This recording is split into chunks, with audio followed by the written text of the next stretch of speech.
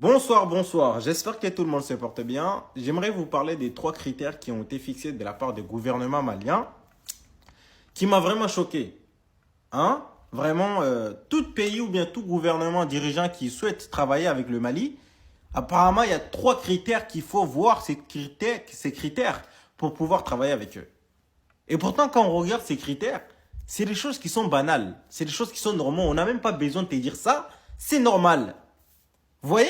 Donc c'est pour ça que depuis que j'ai vu les gouvernements maliens, ils ont fixé ces trois critères. J'ai compris finalement, en fait, depuis toujours, on n'a jamais été souverain, on n'a jamais été libre, on n'a jamais, même les dirigeants, les anciens dirigeants maliens, ont jamais travaillé pour développer le Mali. Ils n'ont jamais travaillé pour notre continent, notre pays. Jamais. Premier critère, respect de la souveraineté. Un pays qui n'est pas souverain. Déjà, on réclame la souveraineté. Vous comprenez ce que je veux dire? En fait, c'est quelque chose qui doit être normal. D'être souverain. D'être, voilà, libre de choisir ce que tu veux. Ensuite, le respect des choix stratégiques. Deuxième critère.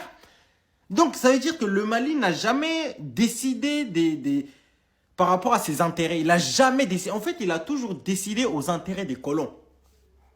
Vous comprenez? C'est pour ça que je vous disais que la colonisation, ça a été toujours en cours.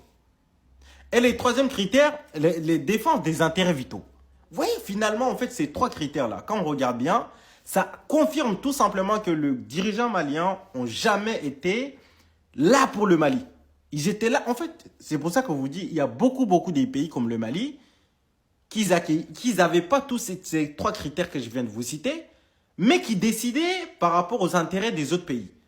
Directement, donc, ils participent à construire ces pays-là.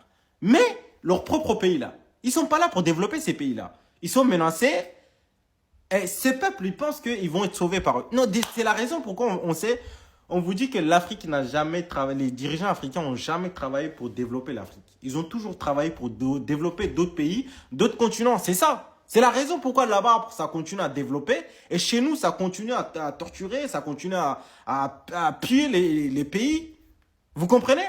Donc, à partir du moment qu'ils réclament ça, et pourtant, c'est des choses qui sont normales. On n'a même pas.